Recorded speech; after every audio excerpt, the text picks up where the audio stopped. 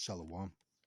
First and foremost, I would like to give all praises to Yahweh, Bahashem, Yahweh Shai, Bahashem Ha, Rekakwadash Mamat. Double honors to the apostles of Great Millstone and the elders. Double honors to my elder as well, Ahirawan Banyasha Allah of the Lions Den Camp, here in Jacksonville, Florida. And salutations to the fellow Akim, Atwafim, and children that believe in truth and sincerity. It's your brother Atanyala, back to you with another lesson. And Yaharatazah is edifying. And it's just pertaining to how Neuro, all right, Donald Trump is trying to send National Guard. Believe it was 19 states. All right, DC was one of them. All right, due to high crime, and it's really just putting up in the ante when it comes to Jacob's trouble. Jeremiah chapter 30 verse 7. All right, various other scriptures. Right. Here is it was a news clip about the Chicago residents because it's been crime in these cities even through the course of the last years, decade, or whatever.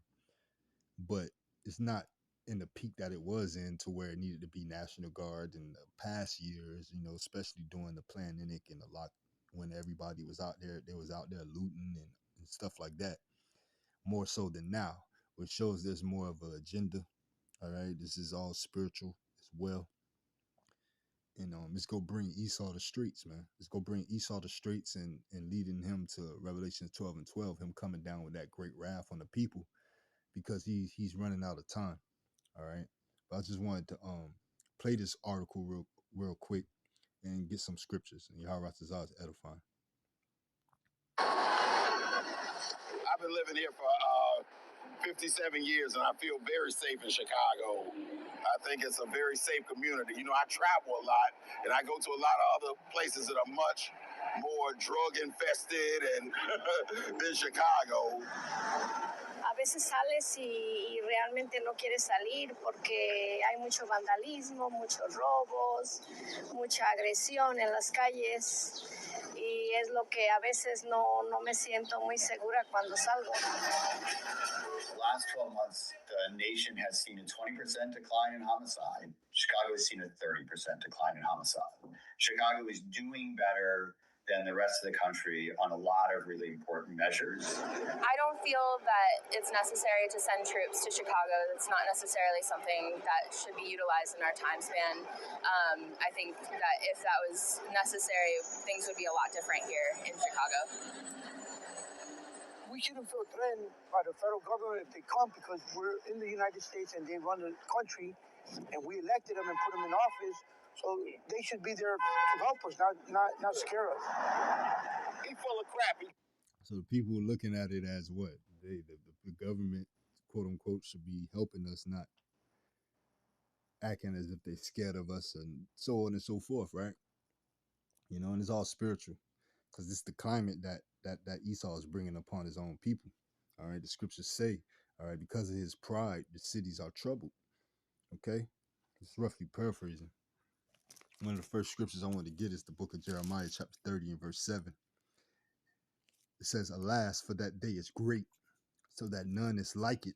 It is even the time of Jacob's trouble, right? This is Jacob's trouble. This is what the Lord warned us and forewarned us about. And this is ultimately what we have to go through to get out of this system, this captivity. All right. But 2/3 of our people, they're gonna use this time to even cling on to massa because they suffer Stockholm syndrome. And guess what? When the Lord show up, they're gonna have to they're gonna be held accountable for that. All right. As thou join hand in hand, the wicked is not going unpunished. Right. It says here back in Jeremiah 30 and 7, it says, it is even the time of Jacob's trouble, but he shall be saved out of it, right? The he represents the elect, the remnant, the men, women, and children that's saved, that's written to be saved from the said perils, man. All right. The 144,000 men and the 1/3 men, women, and children that's written in the book for salvation. All right. Let's go wake up, wake the hell up. Let's go worship the Lord in truth and sincerity. Let's go call upon his rightful names, Yahweh, and his son's rightful name, Yahweh Shai, who the world ignorantly calls God and JC. All right, but this is back in Jeremiah 30 and 8. For it shall come to pass in that day, saith the Lord of hosts, right? Hosts meaning armies, that I will break his yoke from off thy neck, right? That bondage, right? As we went from the physical yoke to a spiritual yoke, right? He's trying to bring in that spiritual yoke, the pair of balances spoken of in Revelations. All right, but the Lord says what? He will break his yoke from off thy neck, and that's what he's doing. All right, he didn't say it was gonna be easy because this devil has been fully established through lies, right? And will burst thy bonds, and strangers shall no more serve themselves of him, right?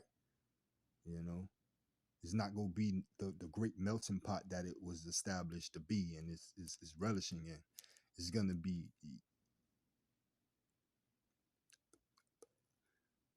judged. All right. From now on, to get the book of Job,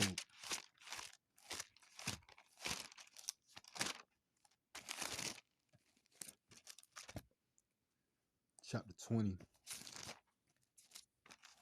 and verse 22. In the fullness of his sufficiency, he shall be in straits. Every hand of the wicked shall come upon him, right? You know, those fanners. That's why the Lord sending those fanners, those foreigners, to empty her, all right? Empty her land, all right? Waste this place, you know, exercise its resources to where it can be a third, we can feel the third world country. Um, it can be the third world country that it is, right? So he's gonna be in straits, all right, just like ancient Nineveh, man. He's fighting a battle on multiple fronts to then be worried about in-house, so to speak, domestic, right? Domestic terrorism, and even the climate in the atmosphere we're in, going into their fake memorial of 9/11, all right, which they caused upon themselves, right? So he got battles on all fronts. Then to be worried about in-house at home is even worse for him, you know?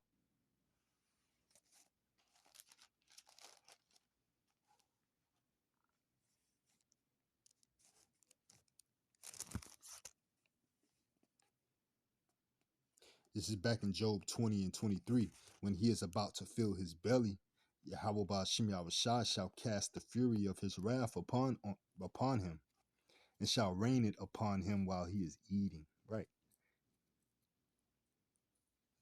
He shall flee from the iron weapon, and the bow of steel shall strike him through. Right.